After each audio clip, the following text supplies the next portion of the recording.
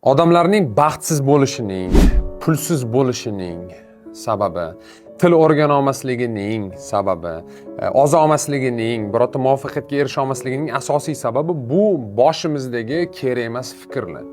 Juda ham ko'p insonni boshda umuman unga taalluqli bo'lmagan bir qanaqa fikrlar bor. Misol uchun, YouTube ga kirasizda birorta foydali podkast ko'rasiz. Tagida 200 ming, 300 ming uzoq odam ko'rgan bo'ladi. Borasiz birorta artist to'yini ko'rasiz, 20 million, 10 million, 5 millionta odam ko'rgan bo'ladi. Odamlar umuman o'ziga taalluqli bo'lmagan, maqsadlarga taalluqli bo'lmagan ishlar bilan shug'ullanishadi. Umuman bekorchi fikrlarni boshini 90%ni egallab olgan va shuni hisobiga hech narsani qilib bo'lmaydi. Fikr bu energiya oluvchi manba. Agar sizda 100% energiya bo'lsa va 90% fikrlaringiz bekorchi bo'lsa, 90% energiyalaringiz sizni umuman bekorchi narsalarga ketadi va tabiiyki siz hech narsaga erisha olmaysiz. Boshingizni bekorchi fikrlardan tozalamas ekansiz, siz hech qachon hech narsaga erisha olmaysiz. Sog' bo'ling, omon bo'ling, meni rivojlantiring. Paka-paka.